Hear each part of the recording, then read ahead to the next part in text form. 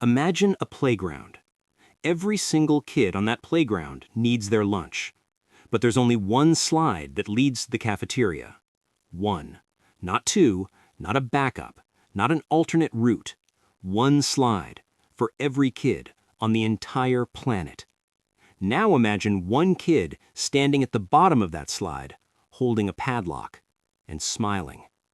That kid doesn't need to be strong. He doesn't need an army. He doesn't even need to win a fight. All he has to do is click. That padlock is real. That slide is real. And that kid, he's been standing there for 40 years. By the end of this video, you will understand something that most adults, including politicians, refuse to say out loud. The global economy has a single point of failure. Not a stock market, not a bank, not a tech company. A gap of water, 21 miles wide at its narrowest point. And the country that controls that gap doesn't have the most powerful military on Earth. It doesn't have the most money. It doesn't even have to fire a single weapon, because the threat alone is worth $10 trillion. I'm going to show you exactly how that works. I'm going to show you what happens when the padlock closes, and I'm going to show you why, after everything, the world still hasn't figured out how to remove the kid from the slide. Stay with me. You've felt this before. You pull up to the gas station, you look at the price, and something in your stomach drops. You didn't buy a yacht, you didn't invest in oil, you didn't make a single decision that touched the Middle East. But somehow, the Middle East touched your wallet. That's not a coincidence. That's a pipeline of cause and effect that most people never trace back to the source. When the price of oil jumps, it isn't just gas, it's plastic, it's shipping, it's every product in every box that gets delivered to your door. It's airline tickets, it's heating bills, it's the quiet tax that nobody voted for. And every single time it happens, the news says the same thing. Tensions in the Middle East. What does that actually mean? It means one thing. Someone is standing near the padlock. Here's what they never teach you in school. The world runs on oil. Not metaphorically, literally. Every product you own started its journey as petroleum. The plastic casing on your phone, the rubber on your tires, the fertilizer that grew your food. And roughly 20% of the entire world's oil supply moves through a single corridor, the Strait of Hormuz. Now picture it physically. At its narrowest, 21 miles wide. The navigable shipping lane, just 2 miles in each direction. 2 miles. That's narrower than the average American city. Every single day, between 17 and 21 massive oil tankers squeeze through that gap, each one carrying enough oil to power a mid-sized country for a week. In a convoy, through a bottleneck so tight that the captains have to communicate with each other in real time just to avoid collisions. Now here's the psychology. Iran doesn't have to sink every ship. They don't have to blow up the strait. All they have to do is credibly threaten to close it. That's it. The moment that threat lands, traders in New York, London, and Shanghai start panic buying oil futures. Prices spike before a single drop is spilled. That is the padlock. Not the violence, the threat of the padlock. It's the most cost-effective weapon in the history of economic warfare.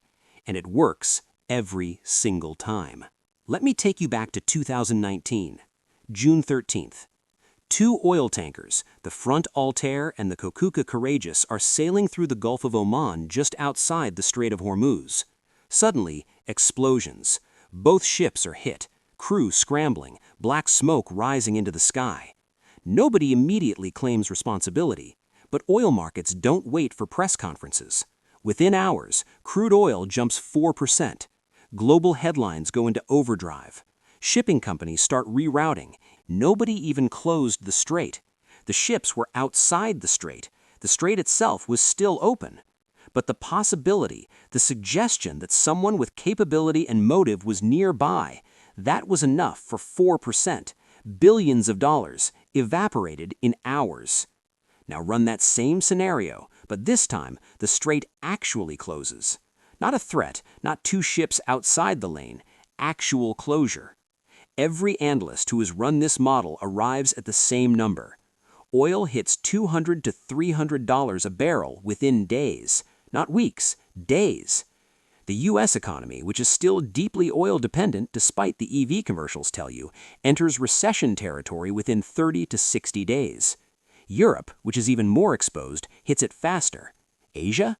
Japan, South Korea, India, countries that import 80 to 90% of their energy, face an emergency so severe that the word crisis doesn't begin to cover it.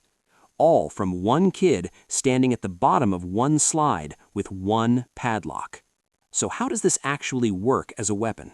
Let me break it down, step by step. Step 1. The signal. Iran makes a public statement, a general goes on television, a spokesperson uses the phrase, "all options are on the table." That's it. Nothing physical has happened yet, but traders worldwide are already moving. Step 2. The insurance freeze. Lloyd's of London, the institution that insures most of the world's commercial shipping, immediately reassesses risk ratings for the Gulf.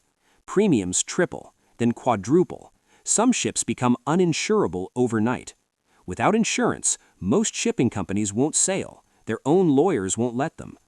Step 3. The reroute calculation. Tankers that can reroute start calculating what it costs to go around the Cape of Good Hope. That's an extra 15 to 20 days of travel. Extra fuel, extra crew costs, extra time. The world's oil delivery system just got slower, without a single bomb dropped. Step 4. The futures spike. Oil futures, contracts people buy betting on tomorrow's price, go vertical. Hedge funds that are positioned correctly make billions in a single session. Hedge funds that weren't? Catastrophic losses. Step 5. The pump price. 2 weeks later, you're standing at that gas station, staring at the number. And somewhere, a general on television is still just talking. He hasn't done anything. He doesn't need to. That is the 5-step chokehold. Signal, freeze, reroute, spike, pump.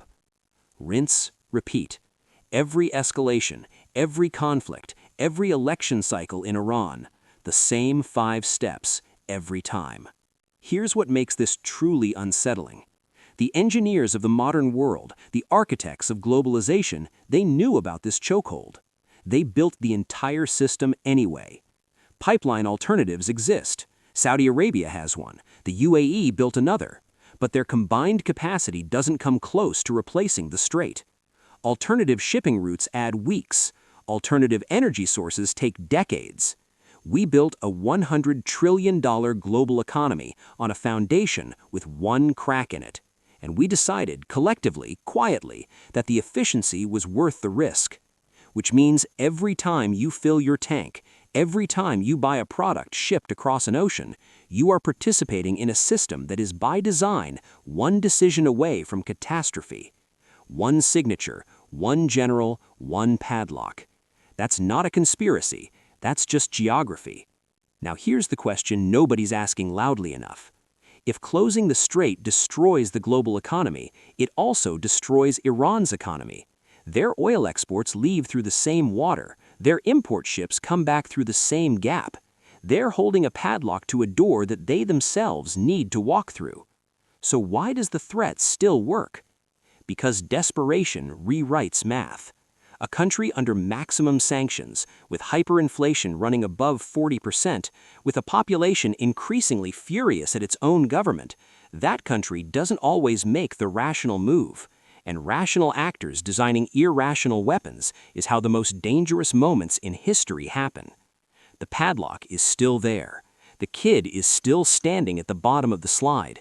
And right now, as of this video, the tensions aren't decreasing, they're compressing, like a spring.